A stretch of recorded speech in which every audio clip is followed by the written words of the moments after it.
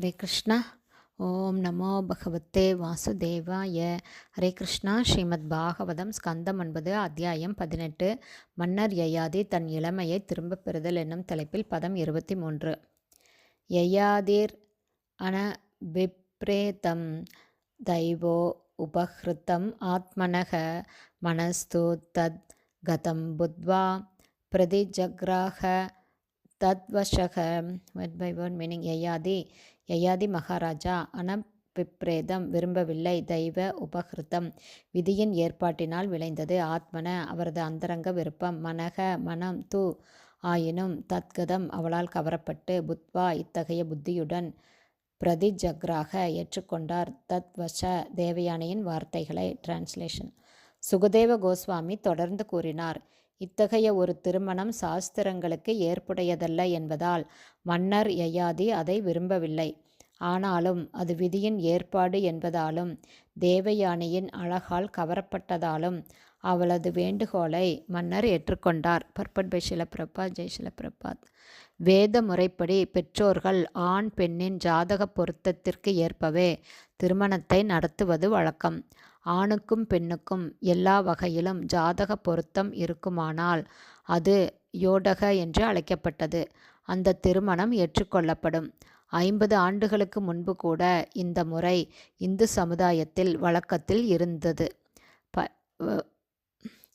வரனுக்கு செல்வச் சிறப்பும் பெண்ணுக்கு அழகும் இருந்தாலும் ஜாதக பொருத்தம் இல்லை என்றால் திருமணம் நடக்காது. ஒருவன் தேவகணம், மனுஷ்யகணம் மற்றும் ராட்சச கணம் என்ற இந்த 3 பிரிவுகளில் ஏதேனும் ஒன்றில் பிறக்கிறான். பிரபஞ்சத்தின் வெவ்வேறு பகுதிகளில் தேவர்களும் அசுரர்களும் உள்ளனர். மனித சமுதாயத்திலும் கூட சிலர் தேவர்களையும் மற்றவர்கள் அசுரர்களையும் ஒத்திருக்கின்றனர். ஜாதக கணிப்பிற்கேற்ப ஒரு தெய்வீக இயல்புக்கும் ஒரு அசுர இயல்புக்கும் இடையில் முரண்பாடு இருக்குமானால் திருமணம் நடக்காது. அதுபோலவே பிரதிலோம மற்றும் அனுலோம கணக்கீடுகளும் இருந்தது.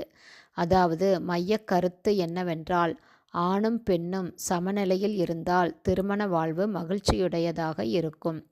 ஏற்றத்தாழ்வு இருந்தால் திருமண வாழ்வு மகிழ்ச்சியற்றதாக இருக்கும். இப்போது திருமண பொருத்தத்தில் சிரத்தை காட்டப்படாததால் பல விவாகரத்துகளை நாம் பார்க்கிறோம். உண்மையில் முன்பு திருமணம் வாழ்நாள் முழுவதும் நீடித்தது. மேலும் கணவன் மனைவிக்கிடையில் சிறந்த அன்பும் இருந்தது.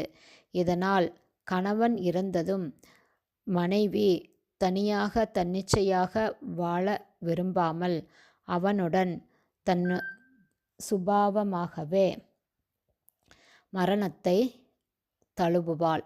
அல்லது விசுவாசமுள்ள ஒரு விதவையாக கணவனை எண்ணியே வாழ்நாளை கழிப்பாள். நிச்சயமாக இன்று இது சாத்தியமே இல்லை. மனித சமூகம் மிருக சமூகத்தின் நிலைக்கு தாழ்ந்து விட்டதுதான் இதற்கு காரணம். இப்போதெல்லாம் வெறும் ஒப்பந்தத்தின்படி திருமணம் நடக்கிறது. தாம்பத்யே அபிருச்சிர் ஹேதுகு. பாகவதம் 12 ஸ்கந்தம் 2 அத்தியாயம் 3வது பதம் இவ்வாறு கூறுகிறது. அபிருச்சி என்றால் ஒப்பந்தம் என்று பொருள். ஆணும் பெண்ணும் திருமணம் செய்து கொள்ள சம்மதித்தால் உடனே திருமணம் நடந்துவிடுகிறது. ஆனால் வேத முறையானது உறுதியாக பின்பற்றப்படாத பொழுது விவாகம் பெரும்பாலும் விவாகரத்தில்தான் முடிவடைகிறது. ஹரே கிருஷ்ணா. ஸ்ரீமத் பாகவதம் ஸ்கந்தம் 9 அத்தியாயம் 18 மன்னர் யயாதி தன் இளமையை திரும்பப் பெறுதல் என்னும் தலைப்பில் பதம் 23 ஷில பக்திவேதாந்த சுவாமி பிரபுபாதாவின் விளக்க உரை இத்துடன் நிறைவடைந்தது. ஹரிபோல்.